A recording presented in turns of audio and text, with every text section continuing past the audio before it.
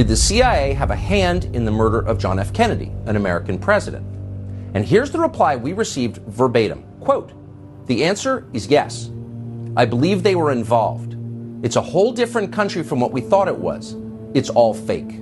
It means that within the U.S. government, there are forces wholly beyond democratic control. These forces are more powerful than the elected officials that supposedly oversee them. These forces can affect election outcomes. They can even hide their complicity in the murder of an American president. People in authority will abuse every power that we relinquish to them. What's up, guys? It's your boy, Benny. In the book of Genesis, in the Bible, Cain kills Abel, his brother. And God said, "What have you done?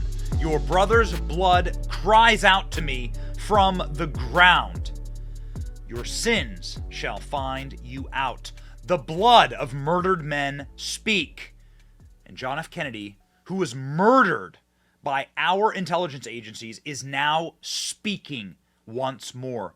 Ladies and gentlemen, the voice in the form of a Secret Service agent who is finally, after nearly 70 years, speaking out about what he saw that day. A man named Paul Landis, who was splattered with JFK's blood and brains.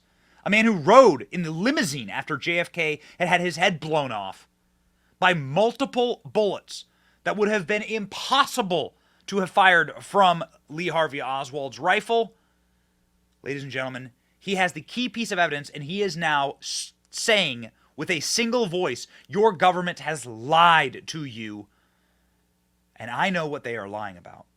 This is absolute bombshell stuff from the New York Times. JFK assassination witness breaks his silence and raises questions. He doesn't just raise questions, he disintegrates the entire government's agenda and propaganda about JFK's murder. The account of Paul Landis, one of the Secret Service agents just a few feet away from JFK when he was struck down, could change the understanding of what happened in Dallas in 1963. So let us acknowledge this. The conspiracy theory is simple. Does Lee Harvey Oswald have enough time and enough capacity with his rifle to fire the bullets that struck multiple people inside of the presidential limousine in Dallas on the grassy knoll? If you are to establish that physics just does not comport to the story, meaning if you are to find too many bullets in the vehicle, if you are to find too many bullet holes in the vehicle, well, then you would have to assume that there are multiple shooters, therefore you'd have to assume a conspiracy theory. Now, the reason why, of course, the CIA wanted JFK killed is because JFK wouldn't go along with their plots to overthrow the government in Cuba. They tricked JFK multiple times, assuming he was just stupid. The Bay of Pigs is a good example of that. And they hated each other. Conversely, hated each other. The Kennedys hated the CIA, hated the FBI, hated the deep state. And John F. Kennedy famously said he would scatter them to the winds, splinter them into 1,000 pieces. He still remembers the first gunshot. For an instant, standing on the running board of the motorcade car, he entertained the vain hope that it might have just been a firecracker or a blown tire, but he knew guns and he knew better. Then came another shot, and another. The president slumped down. For many nights onward, he relived that grisly moment in his dreams. 60 years later, Paul Landis, one of the Secret Service agents just feet away from John F. Kennedy, on the fateful day in Dallas, is telling his full story. Not just feet away, ladies and gentlemen.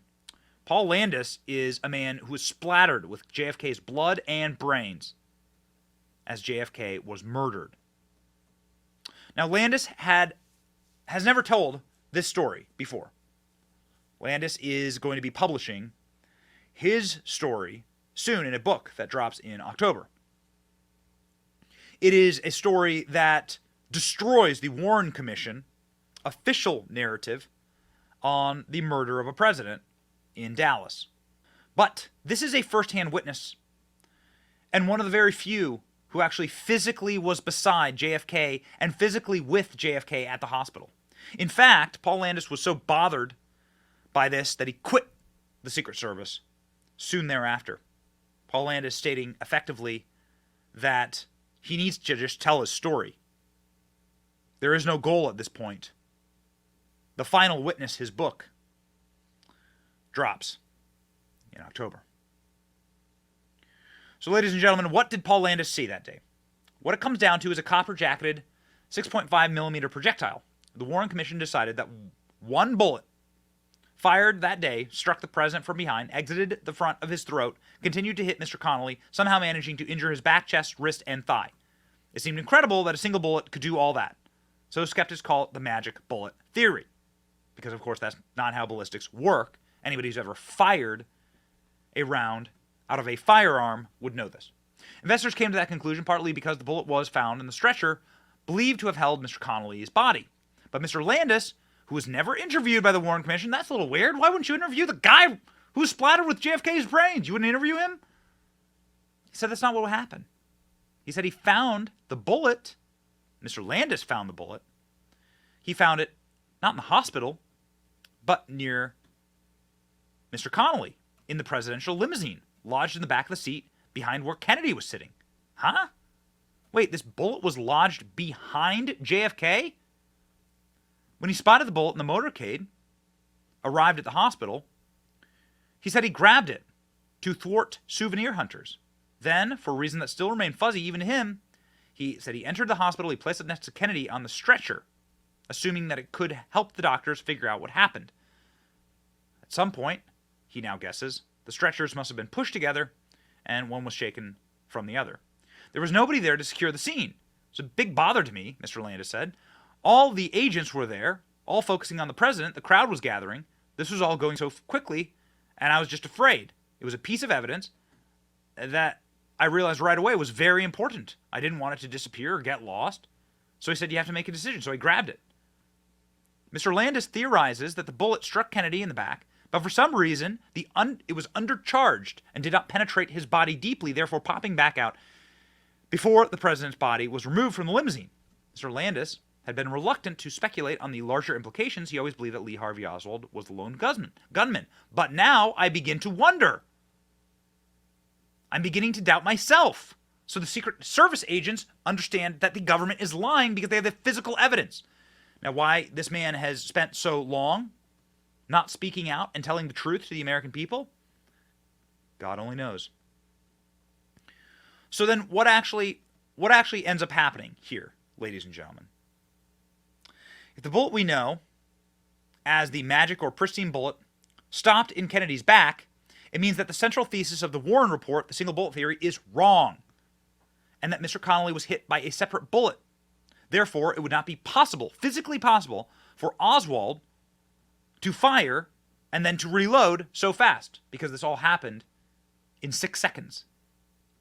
And you actually cannot engage the bolt action firing from a gun, and you wouldn't be able to fire accurately from where Oswald was anyway.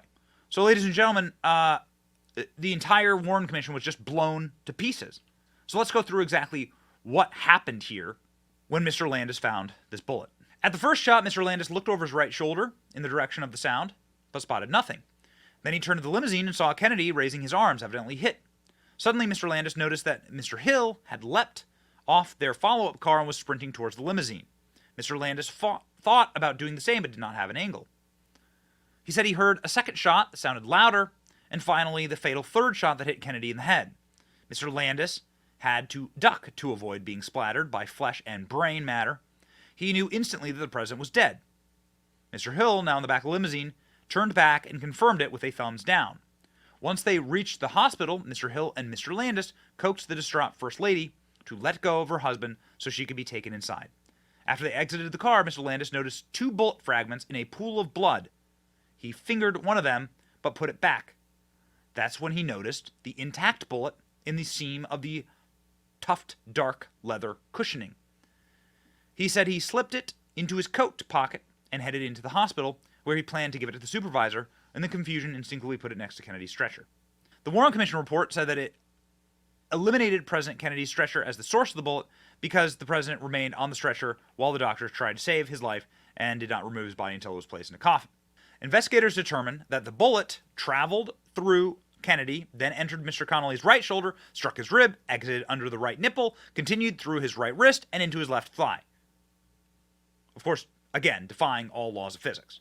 Mr. Landis said he was surprised that the Warren Commission never interviewed him, but assumed that his supervisors were protecting the agents who had been out late the night before socializing. The bullet was described as nearly pristine and had only lost 1 or 2 grains of its original 160 or 161 grain in weight, causing skeptics to doubt that it could have done all of the damage that the commission said it had. After observing this horrific incident, Mr. Landis said he couldn't take it anymore and he quit the Secret Service. He knew about the theories about Kennedy's death and multiple gunmen, and then he was presented with 6 Seconds in Dallas, a book by Josiah Thompson arguing that there were multiple shooters. Landis read it and believed the official account of the bullet was wrong. That led to a conversation, and then eventually the writing of his own book. After he finished the manuscript, he sobbed uncontrollably. I just couldn't stop. It was a huge emotional release. I didn't realize that I had so many suppressed emotions and feelings. The blood calls out from the ground. So this is, of course, leading to headlines like this across the internet. JFK assassin witness breaks silence, raises bombshell, new questions. JFK assassination witness breaks 60-year silence, blows up key government claim regarding the president's death. If there were multiple angles on Kennedy that day, and too many bullets inside of the limousine then could be fired from a single bolt-action rifle by a CIA asset named Lee Harvey Oswald inside of this Texas School Book Depository, well then indeed, ladies and gentlemen, you have a conspiracy on your hands. And then you have the changing of the American Guard forever. And that is precisely what Tucker Carlson found when he asked questions about this exact same thing, getting an answer from a CIA representative saying, yes, we had a hand in JFK's murder. Everything you believe about America is a lie. Because as soon as Kennedy was assassinated, JFK and his entire administration was kicked out. LBJ was installed. LBJ started the war in Vietnam. LBJ engorged the deep state. LBJ engorged, of course, the nanny state of American government. And you had a totally and completely Marxist reskin of our government and how it operates. A coup, in fact, is what was confirmed by Tucker Carlson on his program in the weeks before he was kicked off air. Take it away. We decided to find out. We spoke to someone who had access to these still hidden CIA documents, a person who was deeply familiar with what they contain. We asked this person directly, did the CIA have a hand in the murder of John F. Kennedy, an American president? And here's the reply we received verbatim. Quote, the answer is yes. I believe they were involved. It's a whole different country from what we thought it was. It's all fake. It's hard to imagine a more jarring response than that. Again, this is not a, quote, conspiracy theorist that we spoke to. Not even close.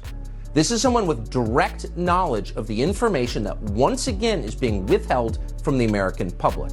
And the answer we received was unequivocal. Yes, the CIA was involved in the assassination of the president.